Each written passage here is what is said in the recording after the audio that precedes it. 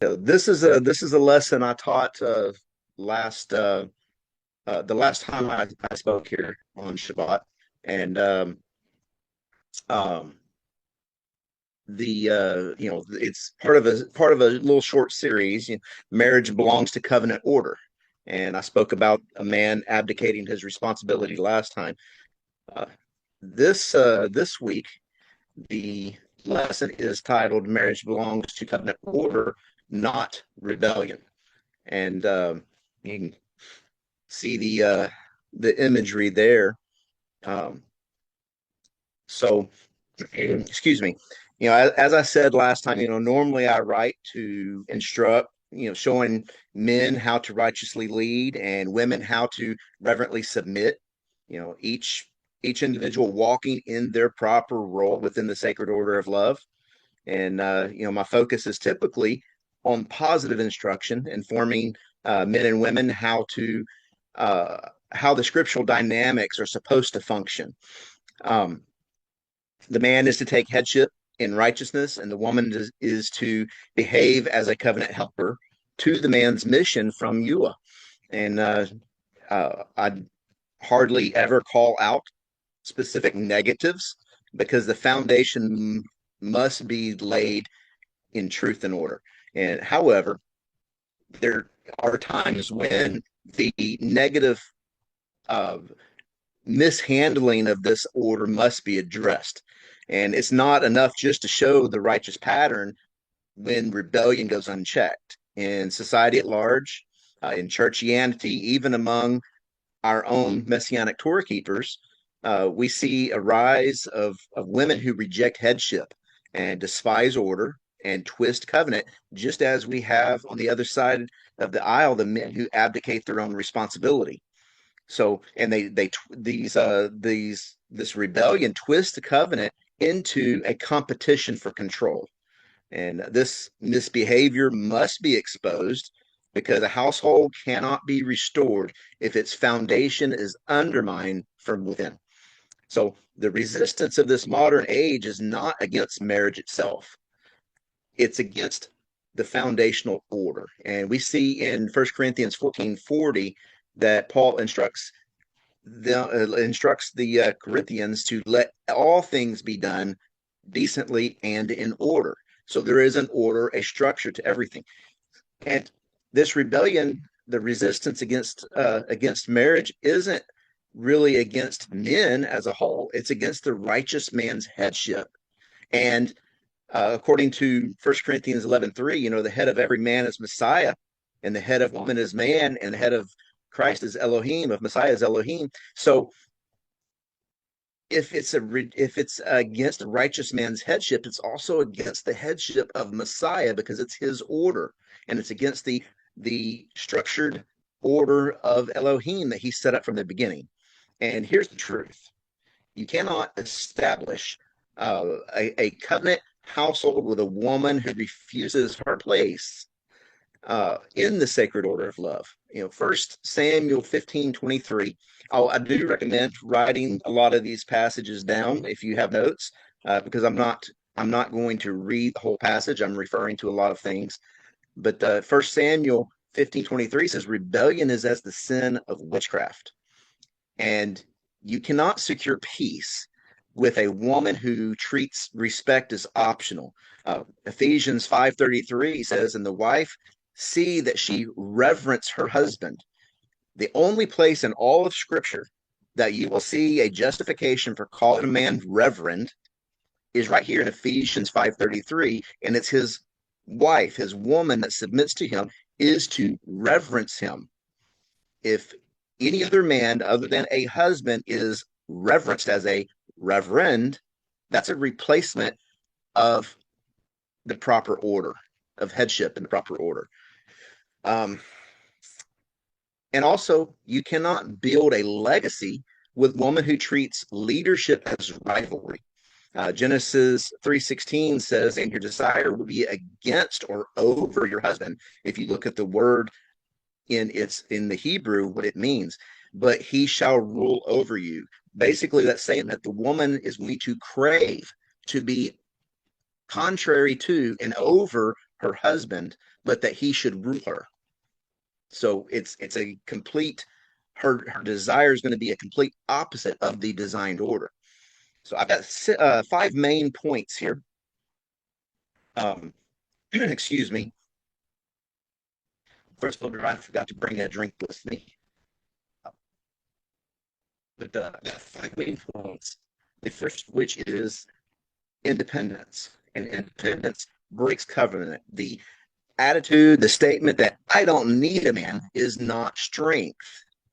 It is rebellion. It's the woman's rebellion against the divine order. Romans, uh, uh, I hit the wrong button and I skipped all the way to the end of my notes. So, Romans 1, 26 and 27 is about this particular subject of a woman abandoning the natural use. Most people take this scripture, this passage here, to refer to lesbianism, but that's only a symptom of the problem. This is any woman who refuses to submit to a man and her natural design as a helper. This is the I don't need a man attitude. And covenant was never made for two separate wills. It was given that the man should lead, provide, and guard under the law of the husband. Romans 7:2. The woman which has a husband is bound by the law to her husband as long as he lives. And the woman should join herself to his mission, multiply his provision, and build his house as his betrothal, as his betrothal covering. In Genesis 2:18, it is not good that the man is becoming alone. I will make him a helper suitable for him. And I have a whole other passage on this Ezer Kenegdo statement that's here. But a lot of people, these women who reject the proper order, have turned this Ezer Kenegdo into a position of strength and power as a warrior where she's in control, because Yah is called an Ezer in Psalms. But what they don't realize is that prefixes and suffixes matter in the Hebrew. And the way the word is constructed in the Psalms of Yah is as an authority reaching down to lift up one of his subjects that has fallen. And the way the word is constructed here in Genesis 2:18 is of a submissive bowing before the authority and offering their assistance. It's two separate contexts to the same root word based upon the prefixes and suffixes that are applied to the word. That's a much longer lesson. I did want to bring that out. The independent feminine spirit despises this covering. She wants privilege without loyalty. Jeremiah 3:20 says, surely as a wife treacherously departs from her husband, so have you dealt treacherously with me. So it's benefits without accountability. Jude 1:4 says, it speaks of turning the grace of our Elohim into lasciviousness. So independence may sound noble in the rebellious world, but in the heavenly model of covenant, it's disorder and collapse. So, second point is about bossiness and authority. And bossiness is not authority. In the sacred order of love, man is the head and the master. Ephesians 5:23 says, for the husband is the head of wife, even as Messiah is the head of the ecclesia. So a woman is a crown of glory when she submits to his covering. Proverbs 12:4 says, a virtuous woman is crowned to her husband, but the bossy spirit dethrones the man. Every decision must bend to her will. As Isaiah 3:12 says, as for my people, children have become their oppressors and women rule over them. And this is the model of what happens every time a woman seizes power. She ends up being ruled by her own children who oppress her because she has diminished the authority of her husband, of their father in their own eyes. And so they rule everything uh, by proxy because the woman submits to them instead of her husband. And so she is ruling the man, and the children are oppressing her, and she can't handle them. And you see this time and time again. This is why every statistic shows that a single father home has no statistical difference, even maybe even a slight edge in producing productive and obedient children than a single woman uh, household does. The numbers are staggering. So every decision must bend to this woman's will. Every correction is treated as control. Jeremiah 17:23 says, "But they obeyed not, neither inclined their ear, but made their neck stiff, that they may not hear nor receive instruction." Every standard that is set by their husband is mocked as oppression. Second Timothy 3:3 says, "Despisers." Someone else is speaking there. If we could mute them. Yep, I got it, brother. All right, every standard is mocked as oppression.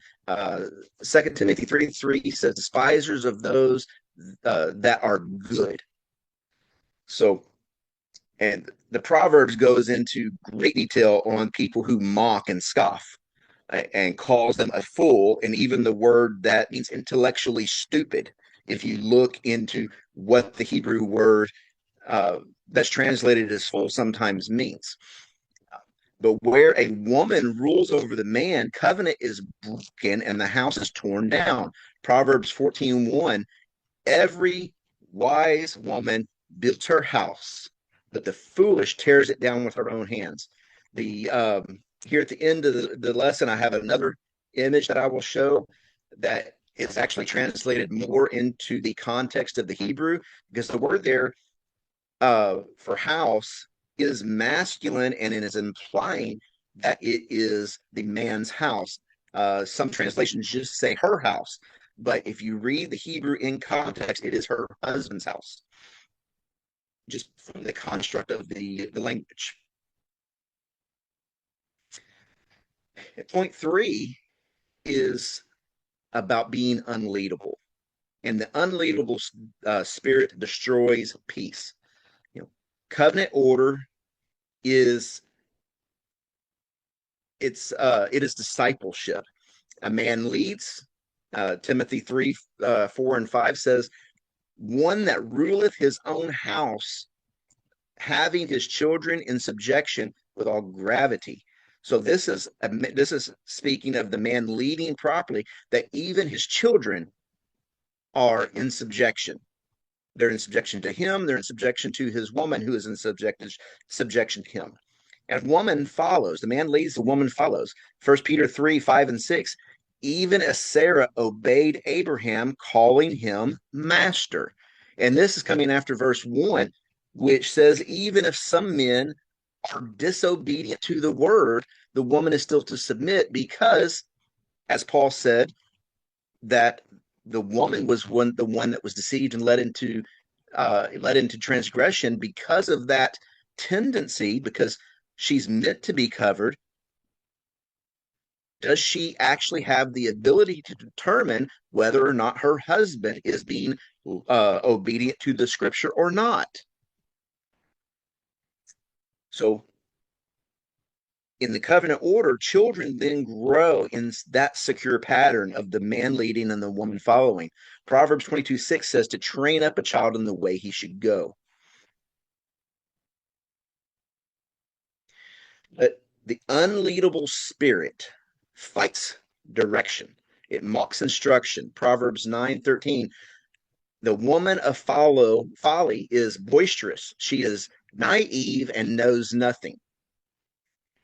The unleadable spirit reverses accountability. Isaiah 5:20. Woe unto them that call evil good and good evil.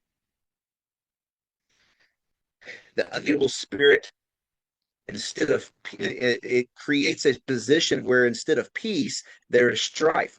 Proverbs 21:9 says it's better to dwell in the corner of a housetop than with a brawling woman in a wide house. And a few passages later, I think it's in verse 24, 25, somewhere in that range, it says that it's better for him to go out into the wilderness and live by himself than in a woman who's with a woman who's contentious. And instead of covenant, the unleadable spirit creates a condition of chaos. James 3:16 says, "For where envy and strife is, there is confusion and every evil work." And no rival can ever be a covenant helpmeet. This unleadable spirit prevents them from being a covenant helpmeet. Matthew 6:24 says, "No man can serve two masters." So if the woman is leading, he has to choose whether he will follow her or he will follow Yah. He can't do both. The fourth point is about respect as the foundation of covenant. So respect is not conditional. It is positional.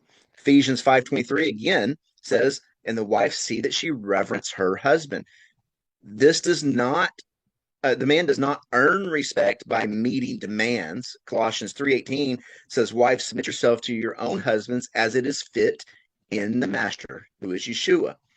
He bears the position worthy of respect by divine appointment as head and household steward. Titus 1:7 says, "For a bishop must be blameless as the steward of Yahweh." So he is not there in that position by his own earning it. He is there in that position as a steward who was chosen by Yahuwah himself. So when a woman withholds respect until her conditions are met, she will never freely give that respect. She will refuse to. She will forever raise the bar. Proverbs 27:15 says, "It's a continual dropping in a very rainy day, and a continual dropping in a very rainy day and a contentious woman are alike." That continually dropping or dripping of the rain that falls is the same context that voice is used in Delilah pestering Samson to get his secret, and it's the same context used in Genesis 3:17, where it says that Adam listened to his wife. That word listened is that constant dripping. We call it today nagging. But Solomon here equates it with just a constant drip on a rainy day that just persists and persists and persists. You got a leak in your roof, and you put a pot under the leak, and you hear that tink tink. It gets on your last nerve and feels like you're going to go out of your mind because you're hearing that constant dripping. And it's the same thing with a contention when you have a woman who is going against the proper order, and that is not covenantal loyalty. It is covenant betrayal. Jeremiah 3:20 says, "Surely as a wife treacherously departs from her husband," quoted this earlier, "so have you dealt treacherously with me, O house of Israel," says Yahweh. So is using that context of a treacherous wife as the sin that Israel committed against Yah. And it is spiritual adultery. Ezekiel 16:32 says, "But as a wife that committeth adultery, which taketh strangers instead of her husband." And this is not only in physical sense, this is in the spiritual headship sense. It's of rebelling, of turning aside from the instructions that and the proper order that Yah set in place and taking the other authority. And point five, final point here, is that legacy, a man's legacy, a household's legacy, flows from hierarchy and not from equality. So a household is not a democracy. It's a divine hierarchy of peace and purpose. Again, 1 Corinthians 11:3, this should be our foundational statement of how a house should operate, because Paul is taking this directly from Torah, from the example all the way from Genesis through Malachi. And, Messiah is the head of every man, and the man is the head of the woman. The man leads. Genesis 18:19 says, "For I know him that he will command his children and his household after him." This is speaking, of knowing the that this man here is going to operate in the proper manner, the proper order that Yah set in place for him to operate in. So a woman follows. Titus 2:5 says, to be obedient to their own husbands, that the word of Yah be not blasphemed. So that what this is saying is that a woman who is disobedient to her husband is blaspheming the word of Yah. And children learn by their example. Deuteronomy 6:7 says, "Thou shalt teach them diligently," speaking of Torah and the proper structure, "unto thy children." And so when the household becomes a contest of equals in this egalitarian and complementarian structure that is set up by churchianity and Judaism, as a matter of fact, it's two heads fighting for one crown. Matthew 12:5 says, "Every kingdom divided against itself is brought to desolation." This is why even in churchianity, the divorce rate for a first marriage is 50%. And sometimes in some churches, it's even higher than the national average, which is astounding to me. Of those 50% of marriages that fail, 80% of them are filed for by the woman. And the kingdom collapses. Mark 3:25, "If a house is divided against itself, it cannot stand."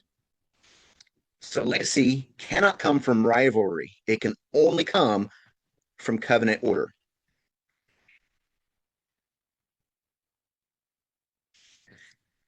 So, in closing, marriage is covenant, not competition.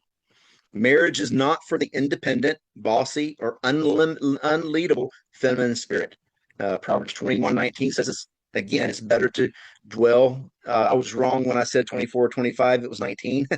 It's better to dwell in the wilderness than with a contentious and an angry woman. And this independent and bossy woman, marriage is not for her. Calls following a weakness. Isaiah 5:20 says, "Woe unto those who call evil good and good evil." Marriage is not for one who calls correction abuse. Proverbs 12:1 says, "Whosoever loveth instruction, who loveth knowledge, but he that hateth reproof is brutish." And this word brutish, if we break it down, means intellectually stupid. And this applies to everyone who despises being corrected. If a man despises being corrected by Messiah, he's stupid. If a woman despises being corrected by her husband, she's stupid, according to Solomon. It's right there.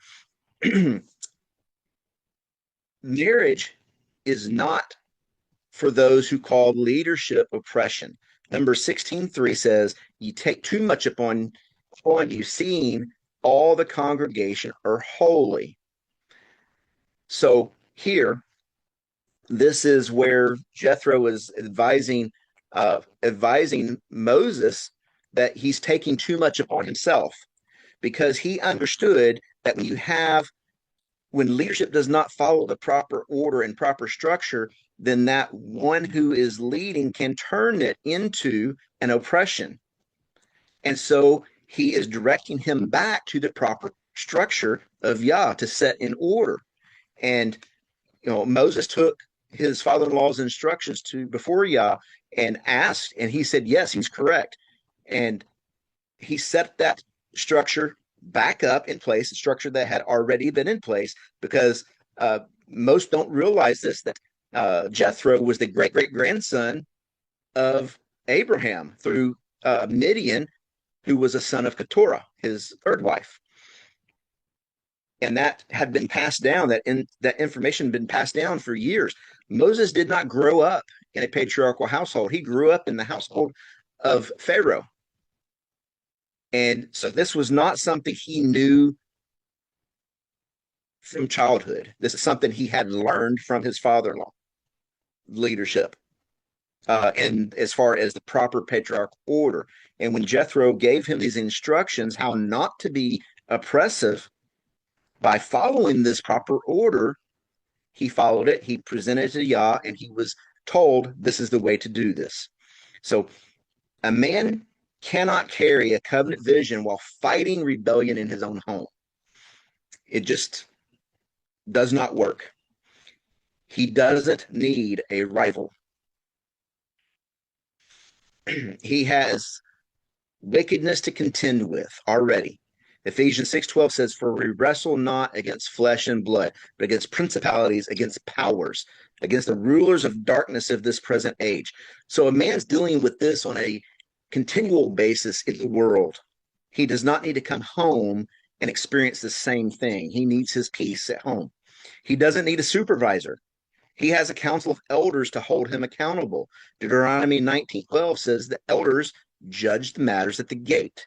He has a proper structure in which he receives his correction from Yah. He doesn't need a boss. He has Yeshua as his head and master. Ephesians 5:23 says, "For the husband is the head of the wife, as Messiah also is the head of the ecclesia." The ecclesia is the same word for kahal. It's what the word kahal is translated as in the LXX, the Septuagint. Kahal is the assembly of Israel and Judah, of the men 20 and up who are able to go to war. So Messiah is the head of the ecclesia, which is the collection of men, and the women are subject under their proper husband, because the man is the head of the woman. He needs a woman. This righteous man needs a woman who multiplies his mission. Proverbs 31, 11 through 12 says, "The heart of her husband does safely trust in her. She does him good and not evil all the days of her life." Verse 26 says that he needs a woman who strengthens his peace. She opens her mouth with wisdom, and in her tongue is the law of kindness.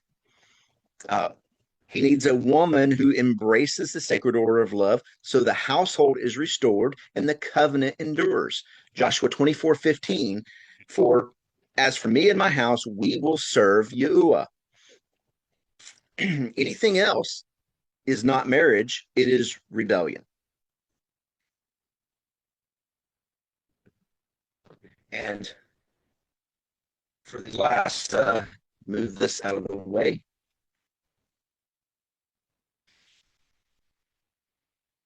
So again, the wise woman builds her husband's house, but the foolish woman tears it down with her own hands.